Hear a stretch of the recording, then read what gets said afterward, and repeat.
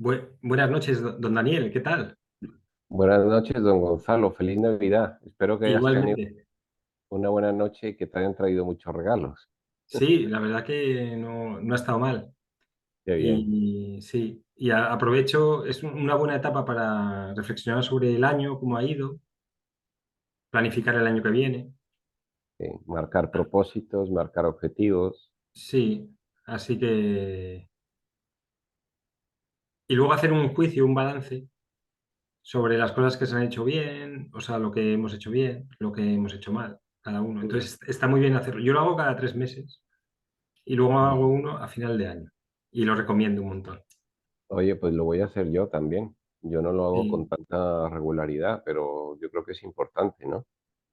Y, sí, y el 2025 yo creo que va a ser un año muy interesante, ¿no? Por sí, eso parece. las configuraciones astrológicas y bueno, todo el mundo dice que van a ser un año de muchísimos cambios. Yo creo que los cambios son buenos. y Sí, de, y de muchísimos retos bueno, vamos a ver qué nos depara. sí. Lo más interesante a largo plazo es que es el primer año ya de lleno en el que Plutón está en Acuario. Entonces suele estar unos 20 años en cada signo y es un planeta, digamos, yo lo he seguido mucho porque he visto cómo los ciclos de Plutón son súper interesantes. Entonces la última vez que Plutón estuvo en Acuario fue a finales del siglo XVIII. Con la revolución. La Revolución Francesa, la independencia de Estados Unidos. Y entonces, básicamente, durante ese periodo de 20 años, lo que ocurrió es que, digamos, se cambiaron las estructuras de poder tradicionales. Entonces, y un poco yo creo que es lo que va a pasar durante los próximos Claro. 20 años, que aquellas estructuras tradicionales de poder van a tener que adaptarse a la nueva época donde la gente quiere libertad, básicamente, Mm, porque es Plutón en Acuario. Y entonces esto va a afectar, pues yo que sé, a la forma en cómo nos damos las leyes a nosotros, las universidades, las estructuras de gobierno, las comunidades autónomas, bueno, todo, digamos que se va a dar una vuelta completa. mm. Entonces, si las personas que están detentando el poder son muy rígidos, va a haber bastante fricción, porque no lo quieren soltar. Si por el contrario se adaptan y empiezan a ver el cambio que la gente está pidiendo a nivel global, pues entonces Era digamos más que la suave. transición será mejor.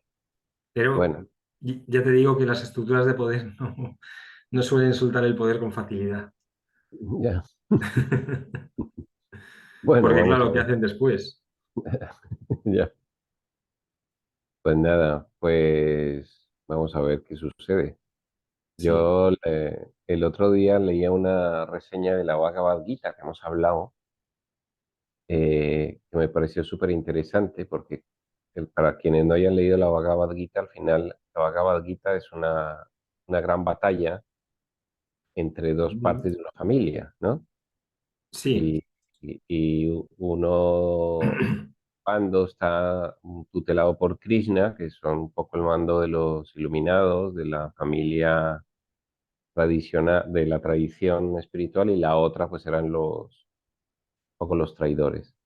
Y Sí. a partir de ahí, pues de eso trata la Bhagavad Gita. Pero en la reseña hablaba de que realmente esa batalla es la batalla interior nuestra.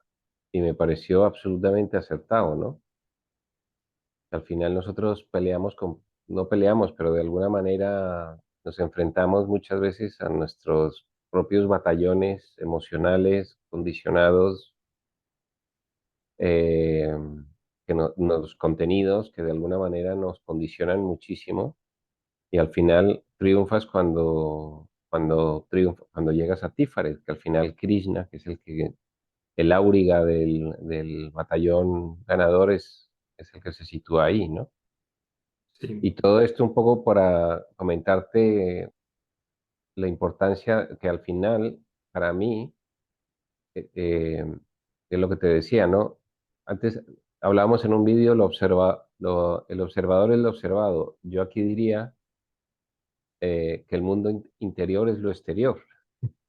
Es decir, y eso es una sensación que siempre he tenido, que vivo en mi propio interior, que los personajes que al final te rodean no son más que proyecciones de tu interior, de ti Sí, mismo además.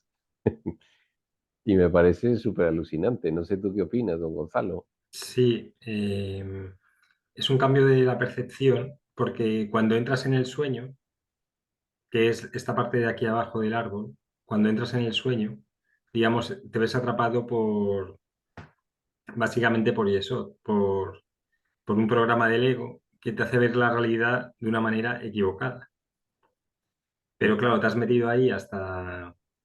Y aquí en Yesod es la forma víctima. O sea, digamos que la mayoría de las personas son víctimas de sus creaciones. Entonces, cuando llegas a Tiferet, te colocas en modo creador. Y Mm. entonces, en modo creador te das cuenta, lo primero que te das cuenta es que tú puedes moldear las circunstancias. Aquí abajo, las circunstancias te apabullan.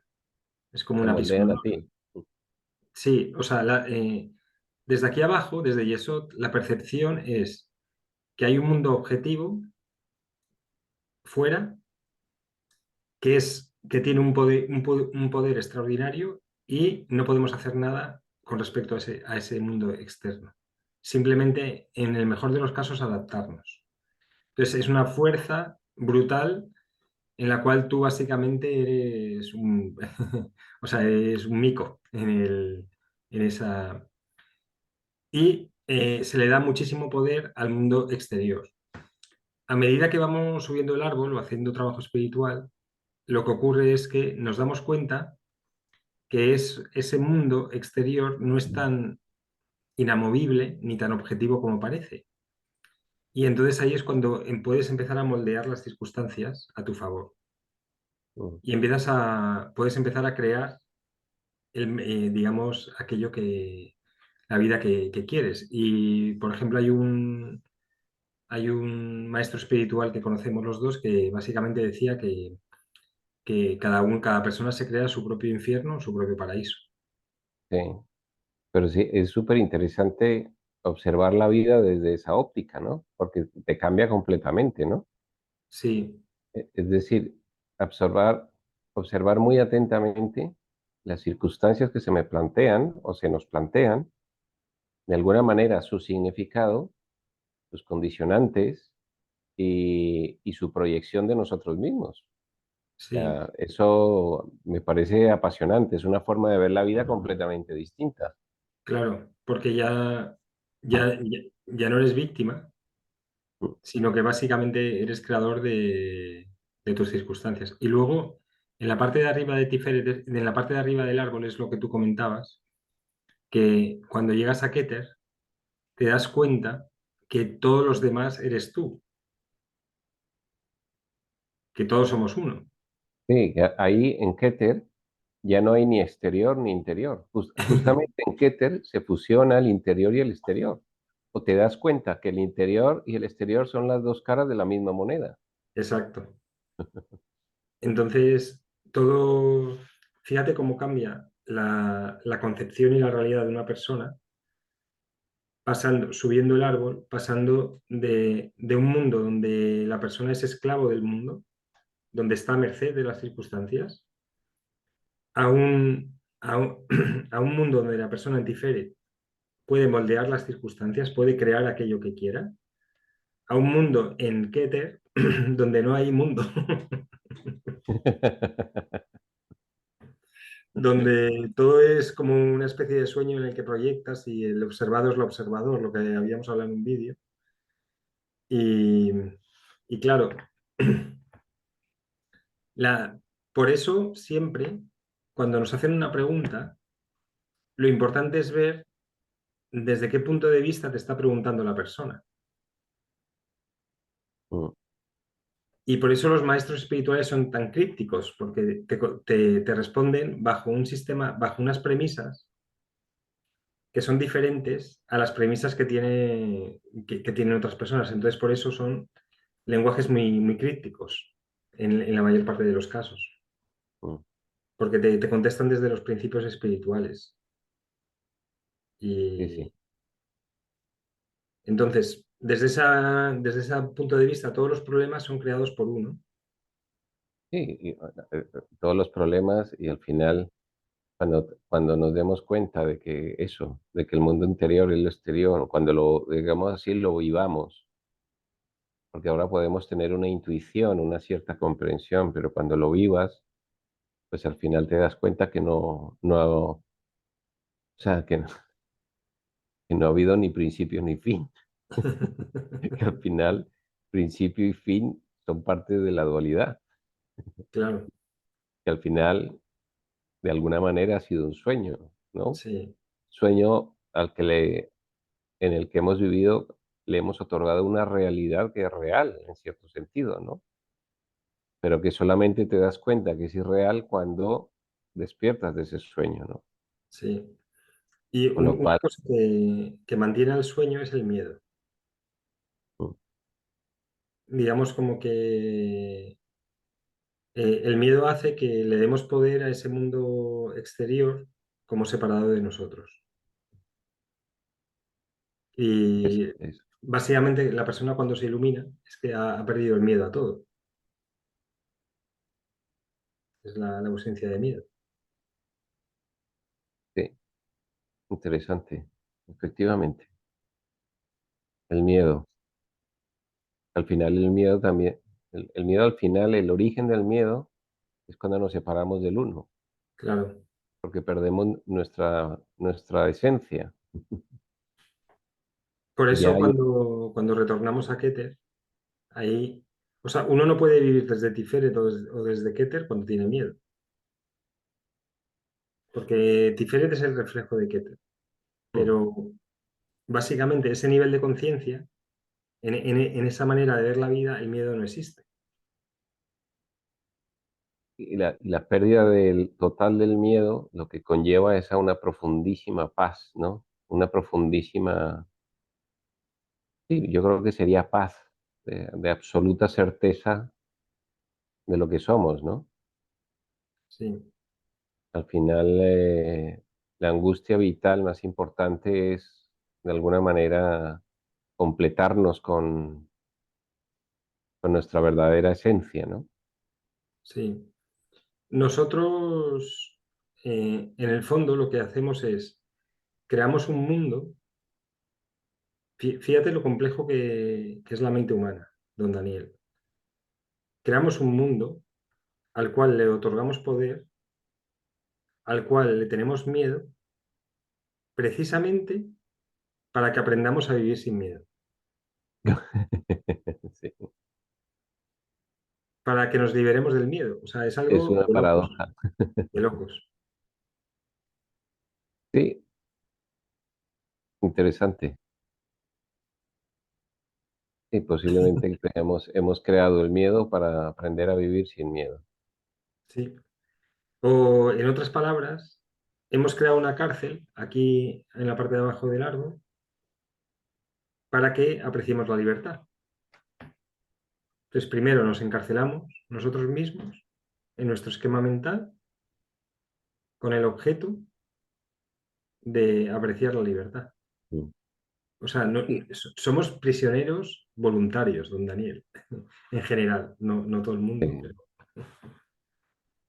digamos que cuando nos encarnamos nos hacemos prisioneros voluntarios de un sistema de creencias, mm. al, Y al al fin, cual lo defendemos con la muerte. Por ejemplo, cuando la gente te dice vete a la guerra o...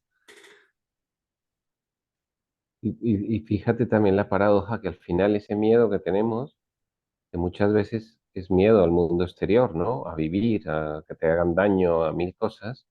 Al final tienes miedo de ti mismo. Exacto, sí. Fíjate qué cosa tan absurda. Tienes miedo al juicio que tú te vas a hacer de ti mismo sobre cómo vas a actuar en ciertas circunstancias que no son reales. O sea, de locos.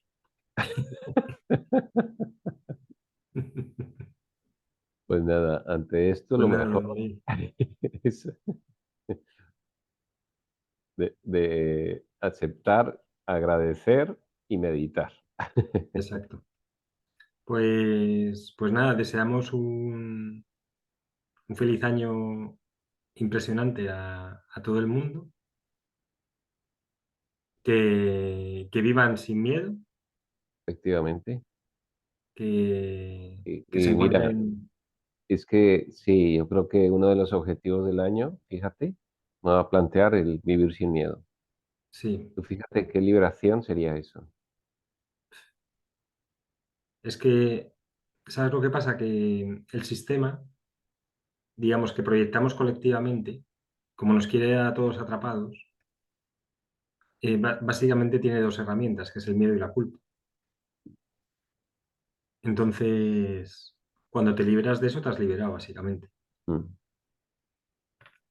O Pues sea, los nada, enemigos ya están detectados. Enemigos entre comillas, porque es que el miedo no existe tampoco. Ni la culpa. ¿De qué te vas a sentir culpable? De un sueño. ya. Bajo un sistema. Es que es de locos, don Daniel. Pues mira, a partir de ahora me puedes llamar Daniel sin miedo. Daniel, sí, genial. Y, y nada. Bueno, Bueno, oye, pues nada, un buen año pues para todos muchísimas gracias. y seguimos. Gracias.